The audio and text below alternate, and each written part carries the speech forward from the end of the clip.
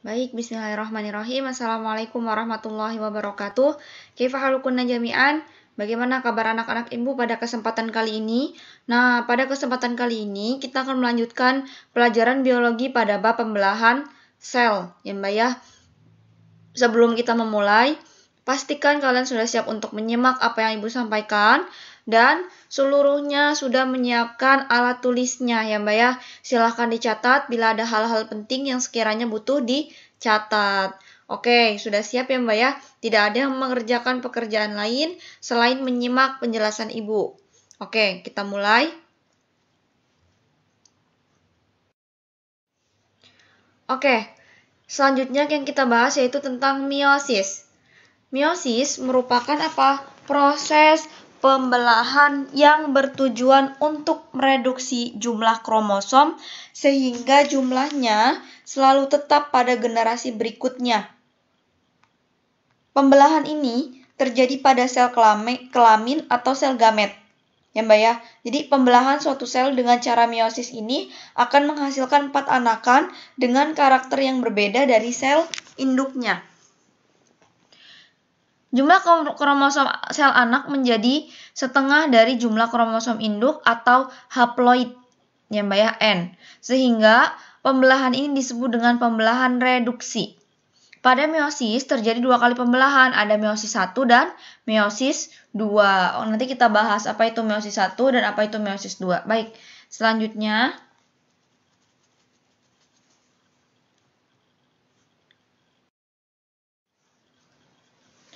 Oke, kita bahas dulu tentang meiosis 1. Tahap meiosis 1 ini merupakan tahap proses pembelahan pertama yang terdiri dari 5 subfase. 5 subfase. Yang pertama ada metafase 1 atau metafase 1. Tandanya apa? Ditandai dengan berjajarnya kromatid hasil duplikasi kromosom homolog pada daerah ekuator. Yang kemudian yang kedua yaitu ada anafase 1, ditandai dengan benang spindel atau benang gelondong mikrotubulus yang mulai menarik kromosom homolog sehingga pasangan kromosom homolog terpisah dan bergerak menuju kutub yang berlawanan. Yang ketiga ada telofase 1, ditandai dengan apa? Hilangnya benang-benang spindel, kemudian kromosom kembali menjadi benang-benang kromatin, pembentukan kembali membran inti dan nukleus, lalu diikuti dengan proses sitokinesis. Nah, subfasenya ada leptoten. Proses yang berlangsung apa? Terjadi penebalan dan pemendekan benang-benang kromatin membentuk benang halus leptonema sehingga kromosom tampak seperti massa yang tidak teratur. Ada juga namanya zigoten. Oke, kemudian ada tahap namanya zigoten, yaitu proses penebalan benang kromatin, kemudian terus menggulung dan kromosom mulai berpasangan dengan kromosom homolognya. Akhirnya dari situ terbentuk apa? Terbentuk serabut protein atau sinaptimenal kompleks yang berperan dalam melekatkan kromosom homolog. Kemudian ada pakiten, ada diploten, dan ada diakinesis ya Mbak ya, seperti itu. Oke, kita lanjutkan. Nah, pada tahap meiosis 2 ini merupakan tahap kelanjutan dari meiosis 1 dan masing-masing sel anakan hasil pembelahan meiosis 1 akan kembali membelah sehingga pada akhir meiosis 2 dihasilkan 4 sel anakan. Ya, pada pembelahan ini juga terjadi reduksi sejumlah kromosom sehingga jumlah kromosom keempat sel anakan bersifat haploid ya Mbak ya. Tahap meiosis 2 terdiri dari 4 tahap. Yang pertama ada profase 2. Ditandai dengan apa? Bergeraknya kromatid saudara ke bidang ekuator. Profase 2 ini ditandai mulai bergeraknya kromatid ke bidang ekuator. Kemudian metafase 2 ditandai dengan berjajarnya kromosom yang berisi kromatid saudara pada bidang ekuator. Kemudian benang-benang spindel melekat pada kinektor masing-masing kromatid. Yang ketiga ada anafase 2. Ini ditandai dengan benang spindel yang mulai menarik kromatid ke arah berlawanan sehingga kromosom memisahkan kedua kromatidnya untuk bergerak menuju kutub yang berbeda. Kemudian telofase 2 ditandai dengan kromatid yang sekarang merupakan kromosom individual mencapai kutub pembelahan, kemudian dilingkupi oleh membran inti pada akhir telofase 2 yang terjadi pada sitokinesis, seperti itu. Oke, kita lanjutkan.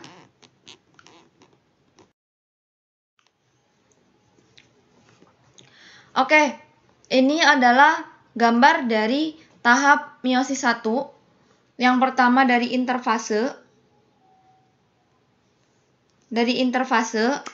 Ya Mbak ya, kemudian masuk ke profase 1, metafase 1, anafase 1, kemudian masuk ke meiosis 2 dari telofase 1, kemudian kemana? Profase 2, metafase 2, anafase 2, dan telofase 2, dan sitokinesis. Nah, di sini terjadi berapa anakan? 4 sel anakan yang haploid.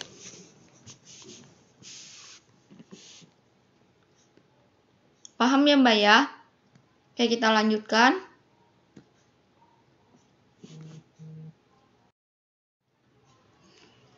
Oke, kita masuk ke gametogenesis. Apa itu gametogenesis?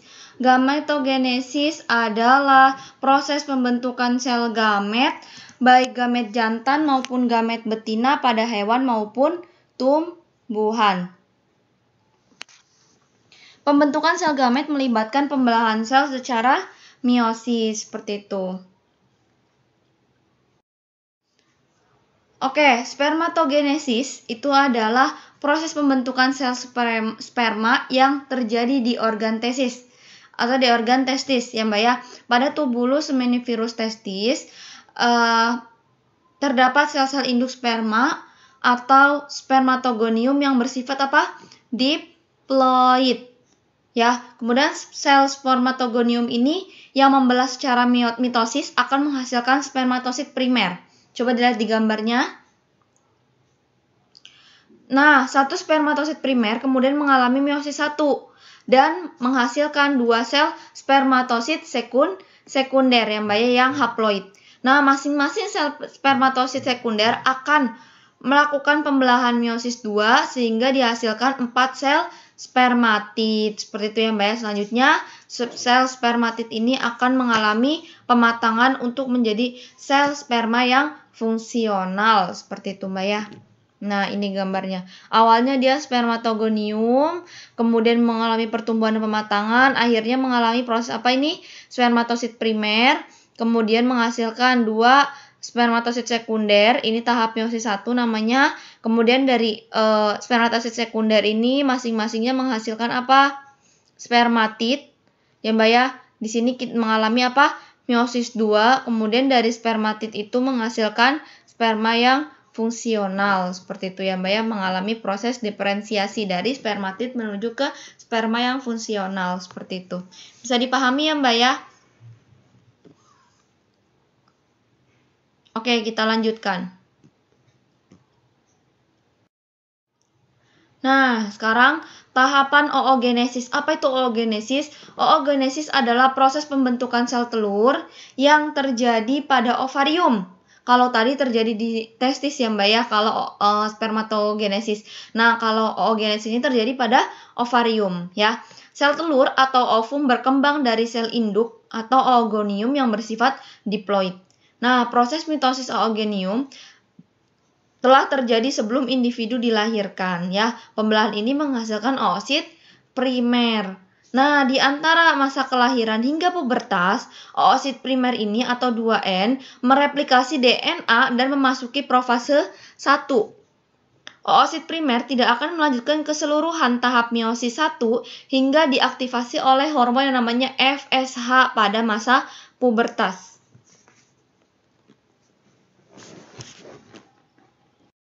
Oke, sebelumnya apa itu hormon FSH?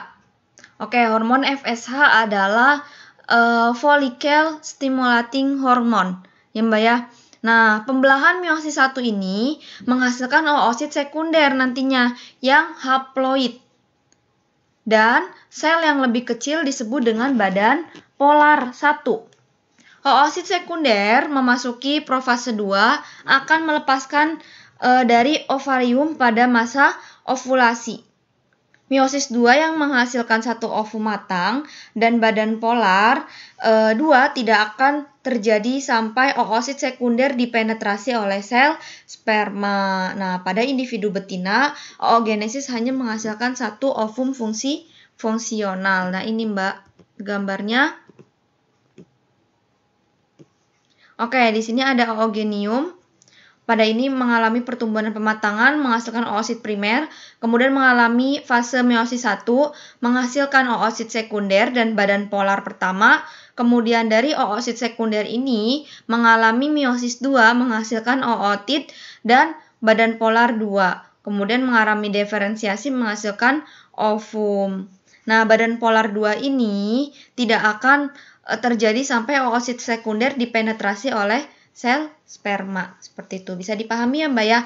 Tadi kalau spermatogonium untuk laki-laki, kalau oogenesis ini untuk perempuan. Atau kalau spermatogonium itu menghasilkan sperma fungsional, kalau oogenesis ini menghasilkan ovum ya Mbak ya, atau sel telur.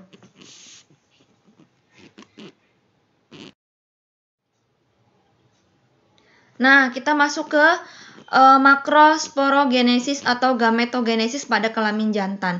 Makrosporogenesis ini adalah proses pembentukan mikrospora atau serbuk sari, ya. Mikrosporogenesis ini dimulai dari sel induk mikrospora yang membelah melalui meiosis 1 dan meiosis 2 serta menghasilkan 4 mikrospora yang dinamakan dengan tetrad. Nah, masing-masing mikrospora akan berkembang terpisah satu sama lain menjadi butir serbuk sari atau disebut dengan polen. Pada tiap serbuk sari, intinya mengadakan pembelahan mitosis menjadi inti vegetatif dan inti generatif. Pada pertumbuhan angiospermae atau pertumbuhan biji tertutup, inti generatif membelah sekali lagi membentuk dua inti generatif setelah terjadi penyerbukan. Nah, gametofit jantan yang lengkap terjadi saat serbuk sari berkecambah, yaitu mengandung satu inti vegetatif dan dua inti generatif. Kedua inti generatif inilah yang siap membuahi sel-sel gamet betina. Seperti itu ya. Ini adalah proses dari mikrosporogenesis.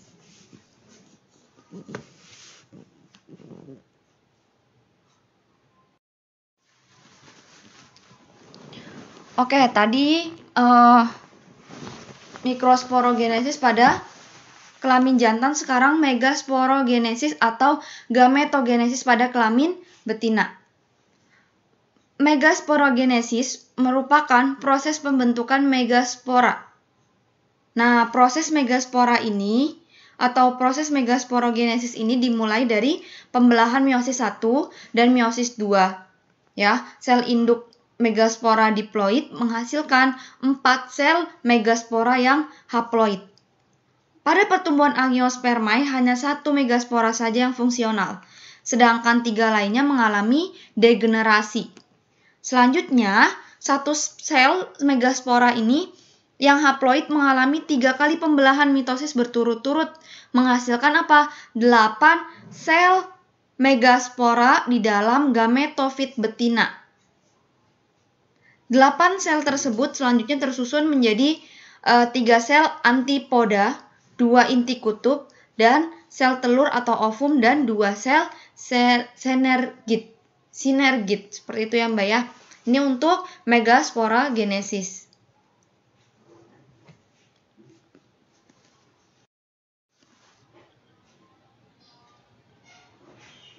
Oke, di sini ada gambar dari perkembangan gametofit atau kantong embrio ya Mbak ya. Nah, di sini. Ini untuk tanaman. Di sini ada mikrosporosit dan ini mikrosporanya. Dari sini ya Mbak ya. nanti akan terbentuk bakal biji Spermatogonium macrosporacid, kemudian membentuk apa? Mikrospora yang bertahan hidup, kemudian membentuk pada proses antipoda ini dia mengalami proses mitosis, kemudian terjadilah apa? Ini dua sinergit, kemudian ovum, polar, dan nukleus, dan antipoda. Seperti itu ya Mbak ya, ini kantong embrio. Kemudian pada tahap ini, perkembangan ametofit atau serbuk sari, dia kantong serbuk sari atau spermatogonium membentuk mikrosporosit, kemudian 4 mikrospora yang haploid, kemudian masing-masing dari 4 mikrospora ini membentuk serbuk sari. Nah, seperti itu ya Mbak ya. Bisa dipahami ya Mbak? Oke, kita lanjutkan. Baik, alhamdulillahirrabbilalamin, pelajaran kita hari ini telah usai. Silakan jika ada yang perlu ditanyakan. Nah, pada bab ini, Ibu harap kalian bisa memahami proses dari spermatogenesis, proses dari oogenesis, kemudian tahapan dari profase, metafase, seperti itu ya Mbak ya. Itu yang paling penting untuk mikrosporasit atau mikrosporagenesis atau megasporogenesis itu jarang keluar sekali, tapi yang pasti harus tetap ada pemahaman gitu ya Mbak ya. Oke, Ibu akhiri. Wassalamualaikum warahmatullahi wabarakatuh.